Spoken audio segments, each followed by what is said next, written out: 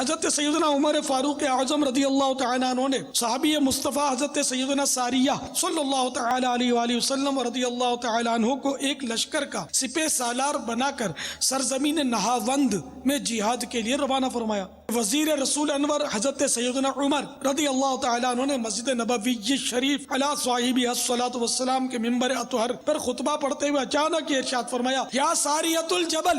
یعنی اے ساریہ پہاڑ کی طرف پیٹ کر لو۔ حاضرین مسجد حیران رہ گئے کہ لشکر اسلام کے سپاہ سالار سینکڑوں میل دور سرزمین نہاوند میں مصروف جہاد ہیں، آج امیر المومنین رضی اللہ تعالیٰ عنہ نے انہیں کیوں کر اور کیسے پکارا؟ اس الجھن کی تشفی تب ہوئی جب وہاں سے فاتح نہاوند حضرت سیدنا ساریہ رضی اللہ تعالی عنہ کا قاصد یعنی نمائندہ آیا تو اس نے یہ خبر دی کہ میدان جنگ میں کفار سے مقابلے کے دوران جب ہمیں شکست کے آثار نظر آنے لگے، اتنے میں آواز آئی، یا ساریۃ الجبل، یعنی اے ساریہ پہاڑ کی طرف پیٹ کر لو۔ حضرت سیدنا ساریہ رضی اللہ تعالیٰ عنہ نے فرمایا، یہ تو امیر المومنین خلیفۃ المسلمین حضرت سیدنا عمر فاروق اعظم رضی اللہ تعالیٰ عنہ کی آواز ہے، اور پھر فوراً ہی اپنے لشکر کو پہاڑ کی طرف پشت کر کے سب بندی کا حکم دے دیا۔ اس کے بعد ہم نے کفار پر دھاوا بول دیا تو ایک دم جنگ کا پانسا ہی پلٹ گیا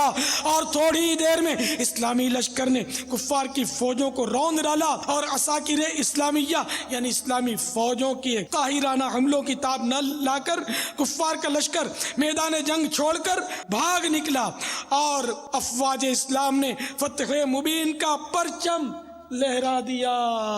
نہیں خوش بخت محتاجان عالم میں کوئی ہمسا، ملا حاجت روا ہم کو فاروق اعظم سا۔ فاروق اعظم رضی اللہ تعالیٰ عنہ کی کنیت ابو حفص اور لقب فاروق اعظم ہے۔ فاروق مانے حق اور باطل میں فرق کرنے والا۔ آپ رضی اللہ تعالیٰ عنہ اشراف قریش یعنی قبیلہ قریش کے سرداروں میں اپنی ذاتی و خاندانی وجاہت کے اعتبار سے بہت ہی ممتاز ہیں۔ آپ رضی اللہ تعالیٰ عنہ کا خاندانی شجرہ 8ویں پشت میں رسول اللہ عز و جل و صلی اللہ تعالیٰ علیہ وآلہ وسلم کے شجرہ نسب سے ملتا ہے۔ آپ رضی اللہ تعالیٰ عنہ واقعہ فیل کے 13 برس بعد مکہ مکرمہ زادہ اللہ شرفا و تعظیمہ میں پیدا ہوئے اور اعلان نبوت کے 6 سال 27 برس کی عمر میں مشرف باسلام ہوئے، جبکہ ایک روایت میں آپ رضی اللہ تعالیٰ عنہ سے پہلے کل 39 آدمی اسلام قبول کر چکے تھے، اسی لیے آپ کو متمم الاربعین کہا جاتا ہے، یعنی 40 کا عدد پورا کرنے والے۔ آپ رضی اللہ تعالیٰ عنہ کے اسلام قبول کرنے سے مسلمانوں کو بے حد خوشی ہوئی اور ان کو بہت بڑا سہارا مل گیا، یہاں تک کہ حضور رحمت عالم صلی اللہ تعالیٰ علیہ وآلہ وسلم نے مسلمانوں کی جماعت کے ساتھ حرم میں اعلانیہ نماز ادا فرمائی۔ آپ رضی اللہ تعالیٰ عنہ تمام اسلامی جنگوں میں مجاہدانہ شان کے ساتھ کفار سے برسر پیکار رہے اور شاہ خیر الانام صلی اللہ تعالیٰ علیہ وآلہ وسلم کی تمام اسلامی تحریکات اور صلح و جنگ وغیرہ کے تمام منصوبہ بندیوں میں وزیر و مشیر کی حیثیت سے وفادار اور رفیق کار رہے۔ محسن امت خلیفہ اول امیر المومنین حضرت سیدنا ابو بکر صدیق رضی اللہ تعالیٰ عنہ نے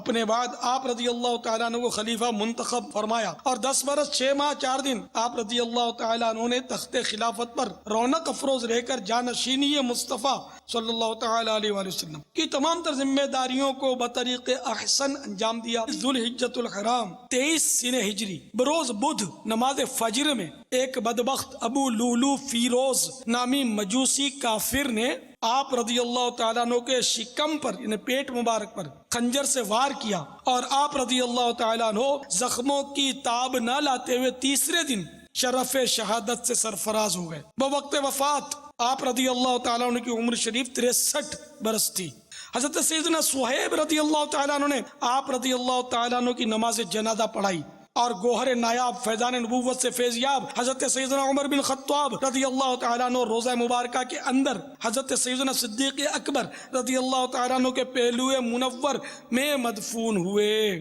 جو کہ سرکار نامدار صلی اللہ تعالیٰ علیہ وآلہ وسلم کے مبارک پہلو میں آرام فرما ہے۔ اللہ عز و جل کی ان پر رحمت ہو اور ان کے صدقے ہماری بے حساب مغفرت ہو۔